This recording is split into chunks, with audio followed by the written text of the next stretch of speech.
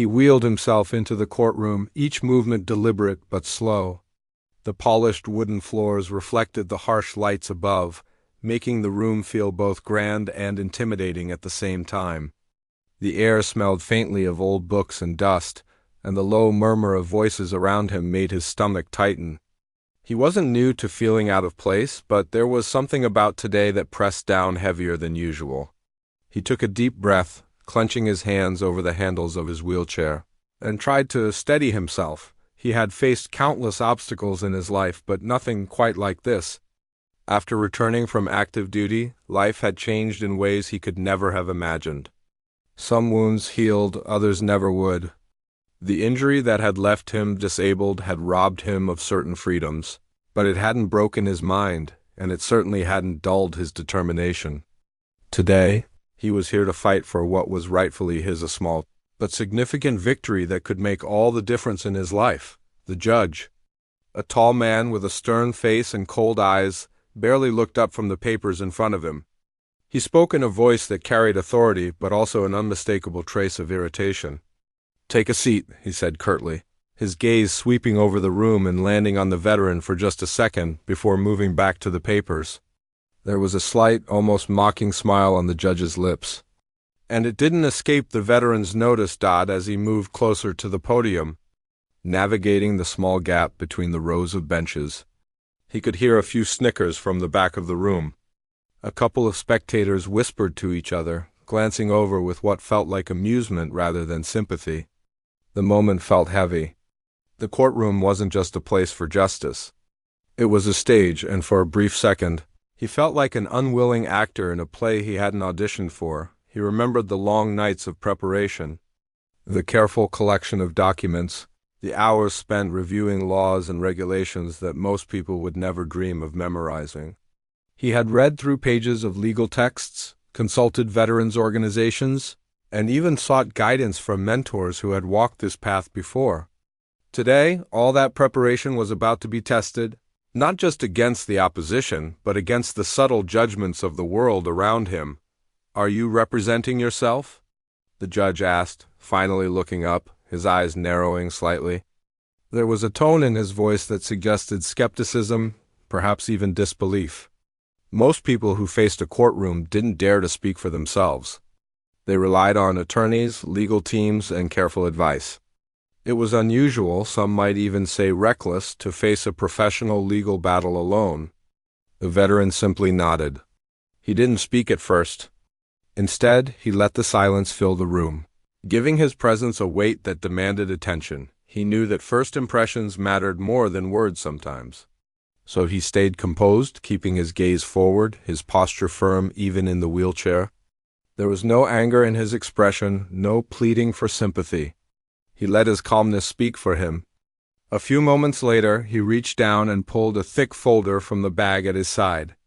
The folder was well worn at the edges, filled with carefully organized documents. Pages of notes, photographs, medical records, letters from housing officials, everything he would need to defend himself.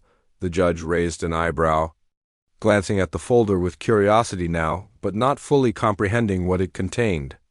The spectators leaned slightly forward, some out of curiosity, others still entertained by the spectacle of what they expected to be a simple and brief proceeding. But he didn't rush.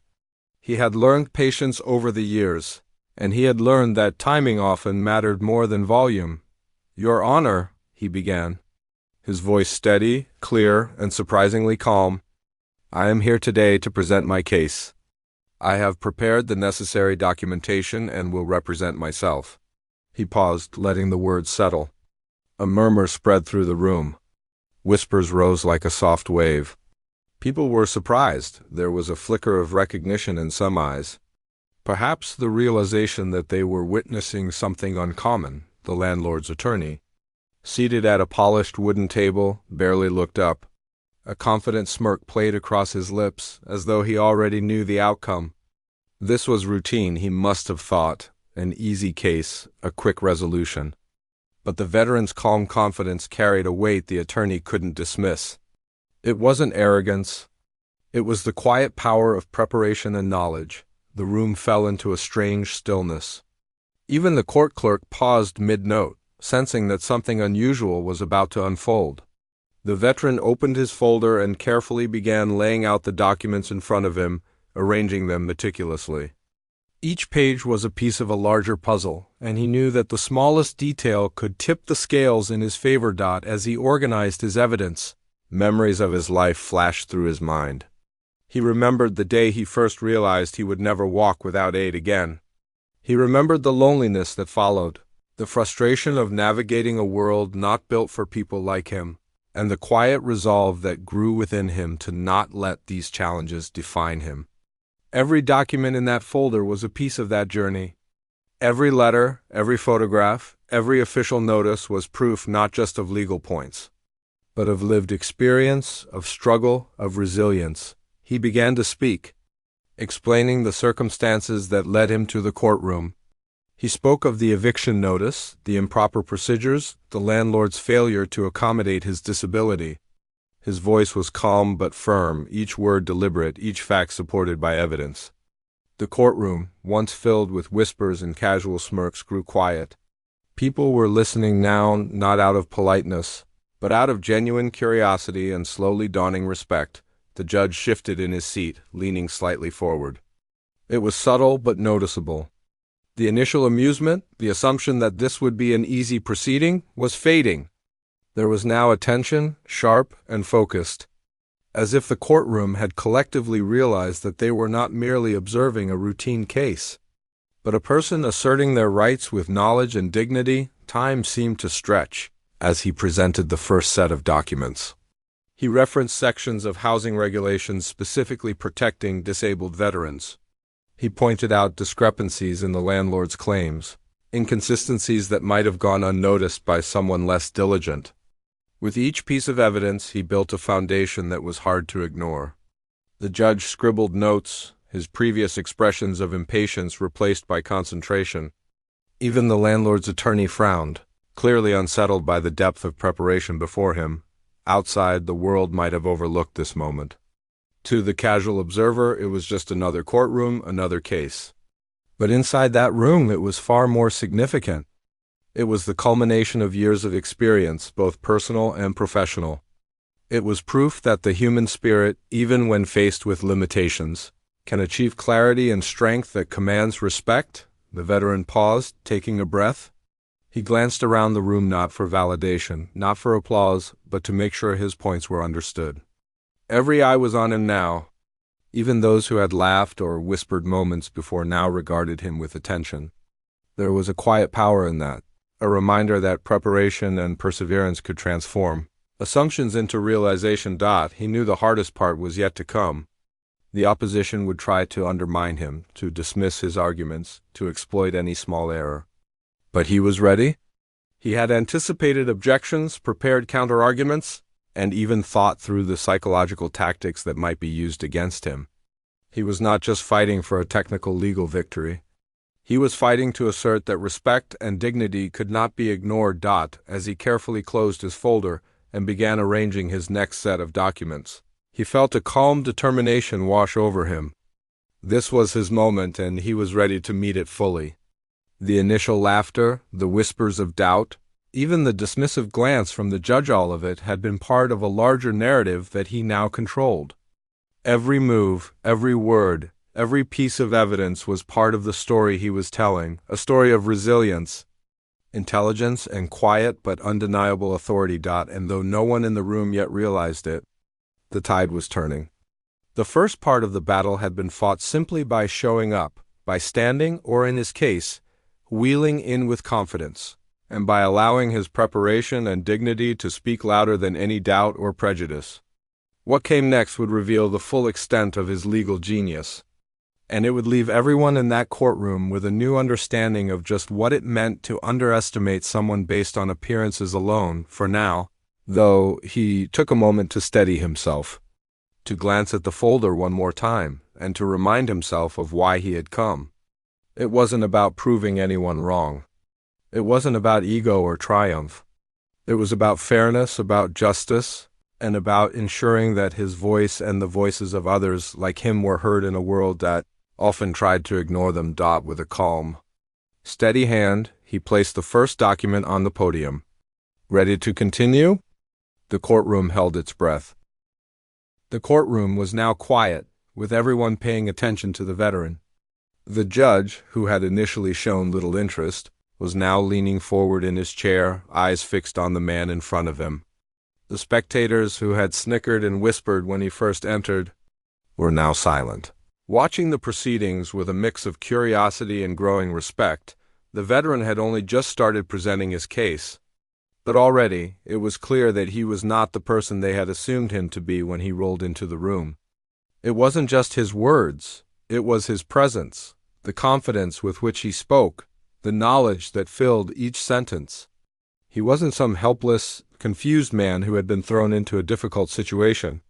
No, he was someone who had taken the time to understand the law, someone who had fought for his country and now was fighting for what was rightfully his. He began by speaking clearly, outlining the issue at hand. "Your Honor," he said, his voice steady, "I have been living in this apartment for the past 3 years. When I signed my lease, I was in good health and had no idea how my life would change. But after the injury, things changed." He paused for a moment, glancing at the judge. There was no anger or bitterness in his voice, only a quiet determination. The apartment that once felt like a safe space, a home, became something that my condition no longer allowed me to access properly. I needed accommodations, but they were ignored. The judge didn't respond immediately, but there was a shift in his demeanor. He had asked the veteran to take a seat at first, assuming this would be an ordinary case, one that would wrap up quickly. He had expected the veteran to fumble with the legal details, to be easily overpowered by the landlord's legal team. But now, hearing the veteran speak, the judge could see that this was not going to be so simple. The landlord's attorney, a well-dressed man who had been sitting back with a confident look on his face, now sat up straighter in his chair. He had been watching the veteran with a smirk that slowly faded, replaced by a more serious expression. He glanced at the papers in front of him, as though looking for a way to counter what was being said, but the veteran wasn't finished. With steady hands, he opened his folder and began laying out the documents he had prepared so carefully. Each piece of paper was a key, and he knew exactly where each one would fit into the argument he was about to make. He started with the lease agreement. "Your Honor, as you can see here," he said, pointing to the highlighted section of the lease, "the agreement clearly states that the landlord is required to make reasonable accommodations for tenants with disabilities." He turned the page and continued, "But when I requested these accommodations, such as a wheelchair ramp and accessible bathroom fixtures, I was either ignored or given excuses." The judge's eyes narrowed slightly, and he leaned in, taking a closer look at the document. The landlord's attorney, however, seemed less than impressed. He shuffled some papers, and with a quick glance at the veteran, he interrupted. "Objection, Your Honor," he said, his voice sounding a little less confident than before. "The veteran is using personal experience to claim that the landlord is not in compliance. There are no formal complaints or records to support these claims." The veteran didn't flinch at the interruption. He simply nodded, his face calm. "I understand," he said, "but I have records." With a fluid motion, he presented a stack of papers, letters from medical professionals, emails from housing organizations, and even photographs that documented his condition and the lack of necessary accommodations in the apartment. He spread them out across the table. "These documents prove that I not only asked for accommodations, but that the landlord failed to respond appropriately. I also have records of my communications with the landlord's office, where I repeatedly asked for assistance, but none was provided." The courtroom was silent now, the tension in the air palpable. The veteran was no longer just the disabled man with a simple case. He had become someone with a clear understanding of his rights, someone who knew exactly how to defend himself and what the law required of others. The landlord's attorney cleared his throat, trying to regain control. "Your Honor, this evidence is not sufficient to prove that the landlord intentionally violated the lease. The landlord may have missed these requests or been unable to fulfill them for various reasons." The veteran didn't allow the lawyer to finish. He held up a hand, steady and firm. With all due respect, I've already accounted for that in my complaint. He turned to the judge, making sure to speak directly to him.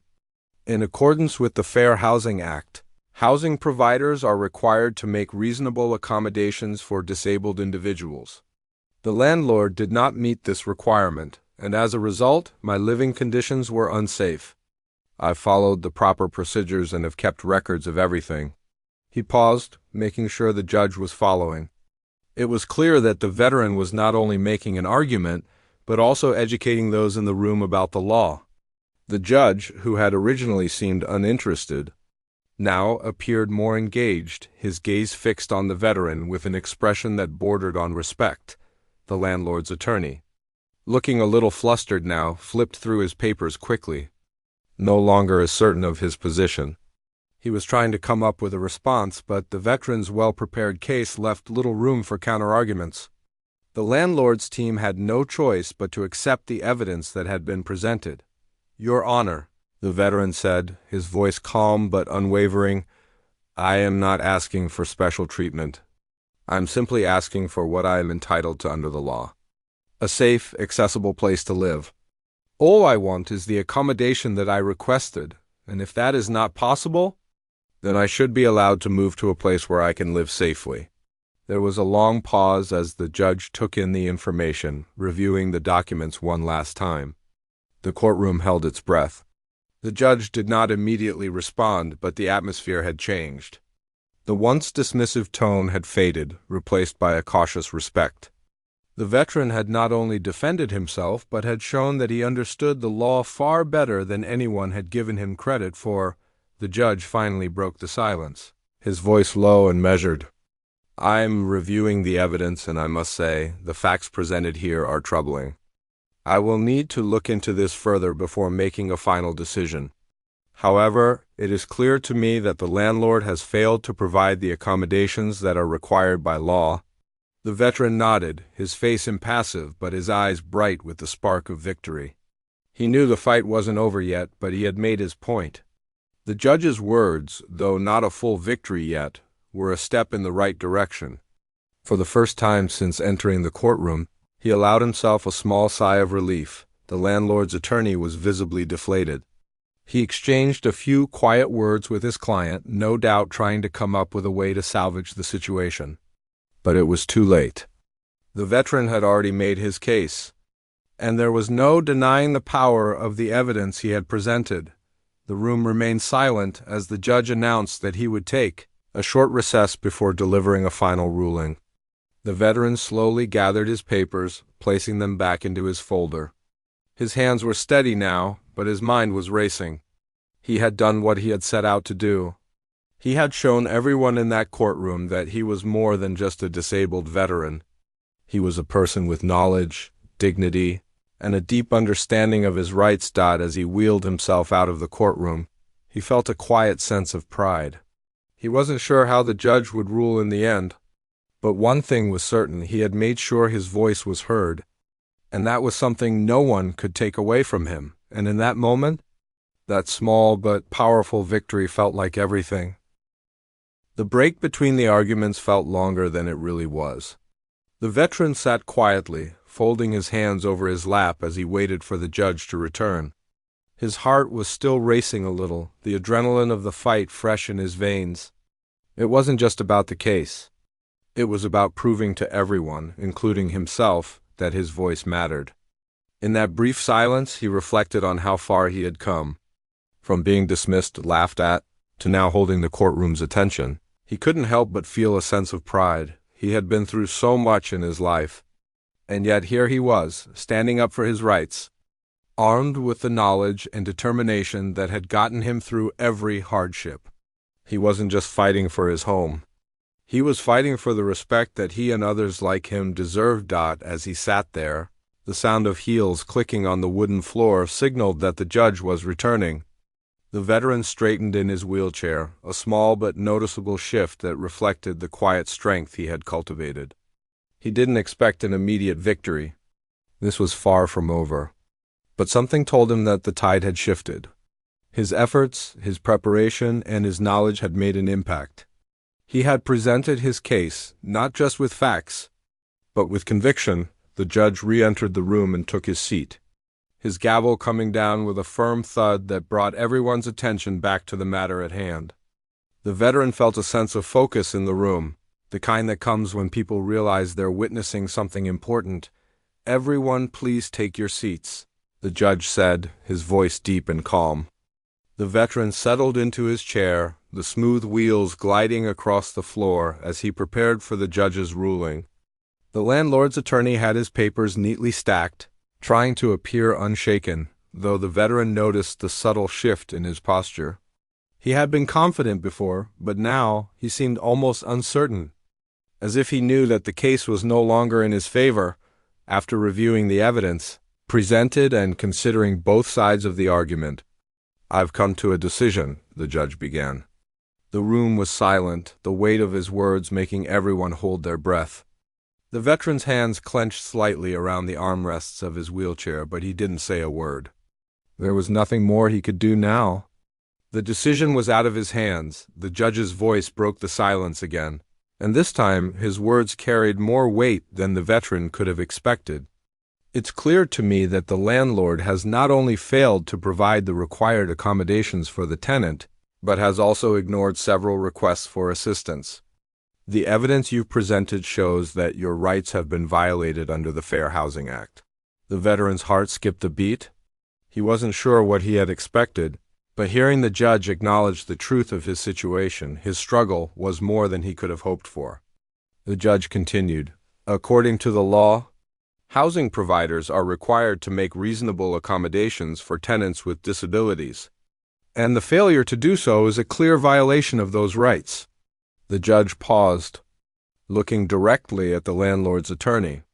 "It is not only unethical but unlawful to ignore such requests?" The courtroom felt still, as if everyone was waiting for the next piece of the puzzle to fall into place. The veteran sat up a little straighter, his gaze locked on the judge. The tension in the room had shifted from disbelief to a quiet understanding that justice might just be on his side. The landlord's attorney shifted uncomfortably in his seat. The veteran could see the lawyer's expression change, the once confident, almost smug demeanor gone. He was now on the defensive, his earlier confidence deflated by the overwhelming evidence that had been presented. The judge continued, "In light of this, I find that the eviction notice served to you, as well as the lack of necessary accommodations, were not only inappropriate but unlawful. I'm ruling in your favor, and the eviction order is hereby dismissed." For a moment, everything seemed to stop. The veteran blinked slowly, trying to absorb what had just happened. His brain raced, but it was hard to believe what he was hearing. The judge had ruled in his favor. The victory that had seemed so far out of reach just moments ago had been handed to him, and he was too stunned to react immediately. The judge banged his gavel again, the sharp sound echoing through the room, breaking the silence. "Case dismissed," the judge said firmly, his voice final. The room was still for a few seconds, then a murmur of disbelief rippled through the spectators. The veteran slowly exhaled, realizing he was holding his breath. The landlord's attorney stood up, trying to gather his thoughts, his papers hastily shoved back into a folder. He didn't seem to have much to say now, the loss weighing heavily on him. The veteran didn't look at him. His attention was on the judge, who was gathering his own papers to leave. The case was closed and the victory was his. The courtroom was still, but the veteran felt a sense of release, a quiet satisfaction that washed over him. He had done it. He had fought with everything he had, and now his home was secure. He hadn't just won the case. He had won back a part of himself that had been lost in the battle to be heard. He could feel the eyes of the spectators on him as he stood. But this time it was different. There was no mockery in their gazes. Instead, there was respect, genuine respect. He had proven that anyone, no matter their situation, could fight for what was right. And more importantly, he had shown that knowledge and preparation could win out against even the most dismissive of systems. The veteran wheeled himself out of the courtroom, a small but unmistakable smile tugging at his lips. He wasn't just walking out of a courtroom today. He was walking out with his head held high, with the knowledge that he had stood his ground and won. And as he left, He couldn't help but think about how many others out there might be in the same position he had been in, misunderstood, underestimated, and silenced, but now he had a story to tell. A story of how one man refused to be ignored, how he took on the system and made sure his voice was heard. He wasn't just a disabled veteran anymore. He was someone who had used his intelligence, his experience, and his tenacity to make sure that justice was served. He paused outside the courtroom, taking in a deep breath of fresh air. The sun was shining, and he felt the weight of the world lift off his shoulders just a little. He knew there would be more battles to fight in life, but for today, he had won a hard-fought victory. And that victory wasn't just for him, it was for everyone who had ever been underestimated, who had ever been looked down upon simply because of who they were or what they had been through. As he wheeled himself down the steps, he felt something he hadn't felt in a long time: hope. The veteran sat in his car, parked outside the courthouse, still taking in what had just happened. It was a strange feeling, almost like a dream. He had walked in that morning not knowing what to expect, unsure if he'd even have a chance. And now, with the judge's ruling still echoing in his mind, he could hardly believe it. He had won. He had actually won. The car felt small and stuffy, but the veteran didn't mind. He was just sitting there, letting the words sink in. His fingers gripped the steering wheel tighter, his knuckles white. It wasn't just the victory that had him so overwhelmed. It was the way it had all come together, the way his preparation, his dedication to this case had paid off. It was something more than just legal success. It was proof that, no matter what had happened to him in life, he could still stand his ground and make things right. The moment he had heard the judge's words, "The eviction is dismissed," it'd been like a weight had lifted off his chest. For the first time in a long time, he felt a sense of peace. It wasn't just about the apartment, though that was important. It was about showing himself and everyone else that he was still capable of standing up for what he believed in. He thought back to the moments in the courtroom, the glances he'd caught from the people watching. The judge, who had been dismissive at first, had gradually shifted, listening closely, paying attention. The landlord's attorney, once so confident, now seemed almost defeated, fumbling through his papers, grasping for anything to salvage his position. It was a strange feeling, but one that he couldn't shake: satisfaction. Not just with the result, but with how he had been able to hold his ground, calm and collected. The whole time. It wasn't about showing up the other side or getting a win for the sake of winning. No, this was bigger. This was about standing tall for himself, for every person who had ever been overlooked, underestimated, or dismissed. It wasn't about ego, it was about dignity. It was about reclaiming what had been taken from him. One small piece at a time. The veteran exhaled slowly and started the car, pulling out of the courthouse parking lot. He drove in silence, the familiar hum of the engine the only sound filling the air. As he passed the streets he'd known for years, there was a sense of change in the air. The world outside felt different now, brighter even, though he couldn't quite explain why. It was as though the weight of the fight had lifted, and in its place there was something else: hope, perhaps. Hope that even in the face of adversity, even when the world seemed to have forgotten him, he could still fight for his place in it when he got home. He parked in front of his apartment building and sat there for a moment, the engine still running. He looked up at the windows of his apartment, the place that had been both his refuge and his prison. It had been a place of peace when he first moved in, but over time, as his injury had worsened, it became something else, a reminder of what he couldn't do, a place where he couldn't even feel safe anymore. But now that feeling was gone. The judge had spoken and the landlord had lost. The eviction was dismissed, and his right to stay in his home was upheld. He turned off the car and stepped out, the cool breeze of the late afternoon brushing against his face. The sun was beginning to set, casting a warm golden glow over the neighborhood. He felt something he hadn't felt in a long time, a sense of quiet victory. As he wheeled himself up to his apartment, he thought about how many people in his situation might not have had the chance to fight back. People who, for whatever reason, never found the strength to speak up, to push back against the systems that ignored them. He thought about those people now, about how much they might have to fight, and how many would never even get the chance.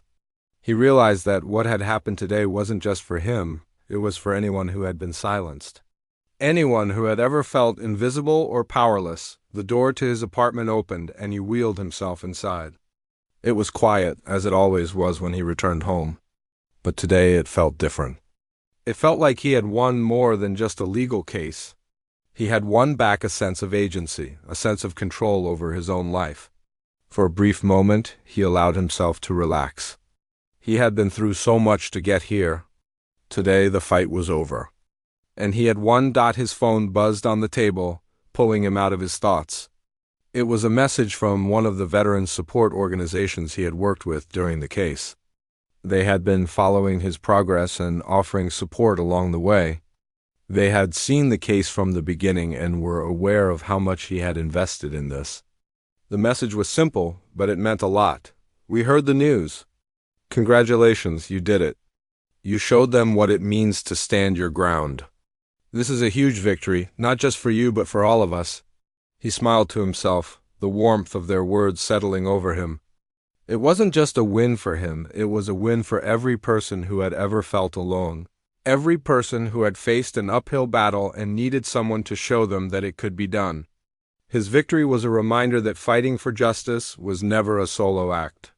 It was part of something bigger, part of a larger effort to make sure that people, especially those who had been ignored or forgotten, had the chance to be heard. As the evening passed, the veteran sat by his window, looking out at the city as the lights flickered on one by one.